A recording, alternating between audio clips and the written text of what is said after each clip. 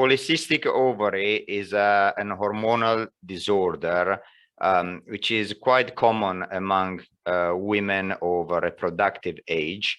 It is estimated to affect approximately up to 15–20% of women in reproductive age. So this gives the scale of how common it is. It is basically characterized by an excess of androgens, which are male hormones, basically. And that causes symptoms which are basically anovulation, so the lack of ovulation, which constitutes one of the main problems when we come to fertility. And other symptoms are irregular periods, acne, an excess of facial and body hair, and there is a typical structure at the ultrasound of the ovarian follicles, which allows the specialist to recognize it in the vast majority of the cases.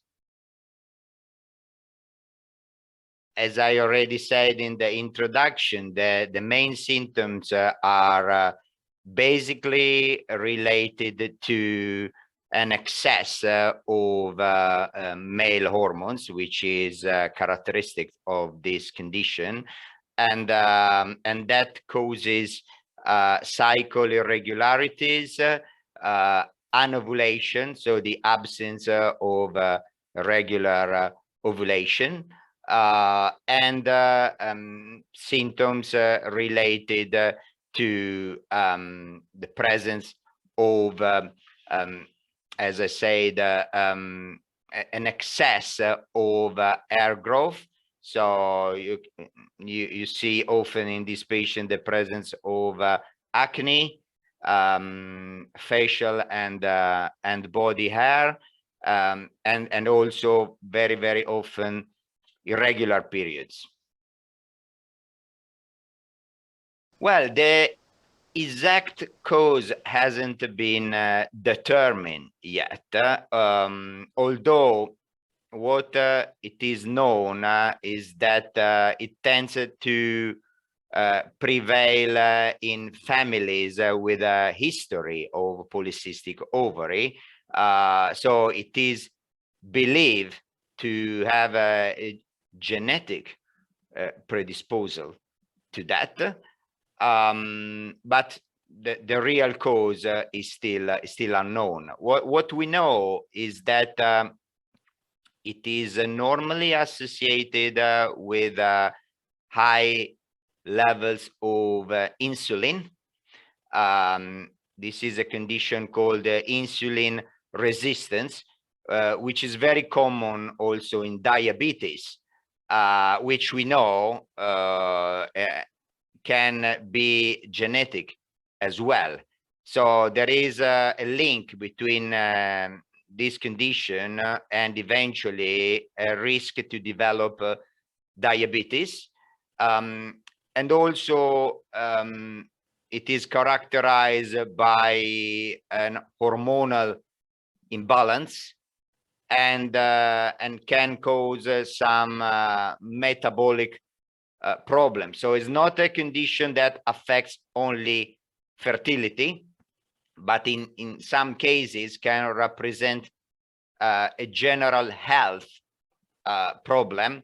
That's why it is always worth checking for other possible conditions like insulin resistance, risk of diabetes. Some patients do show obesity, so there might be a link between polycystic ovary and obesity, and this is certainly a condition that goes beyond infertility and has to be seen and treated as a metabolic condition. I'm a fertility specialist. So in terms of fertility, apart from the struggle sometimes at achieving a pregnancy, but I wouldn't call it a dangerous condition. But as I just said, it can be in some cases a risk factor for other conditions like diabetes, and particularly in obese patients can represent a condition for a cardiovascular problem. So it is a condition that has to be treated in a wider in a wider aspect, not just in regards to fertility, but sometimes as a metabolic problem. So it requires a multi-specialist approach and not just a fertility treatment.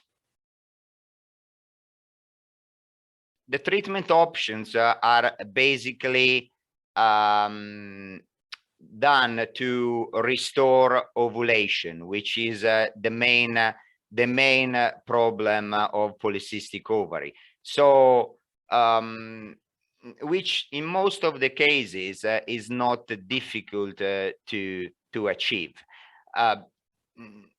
The more simple treatment I adopt in my patient is to try to restore ovulation by giving, for example, inositol, which is a vitamin that is able to restore ovulation in at least 50 to 60% of cases after 2 months of regularly taking it. When the inositol doesn't work, then another option can be to induce ovulation by using some medications. The most common are the clomiphene citrate, also known as Clomid, or the letrozole. When there might be also an associated male factor, some of these patients might benefit eventually as a last option from having IVF. But the vast majority of patients can be successfully treated without IVF with the medical approach I have mentioned.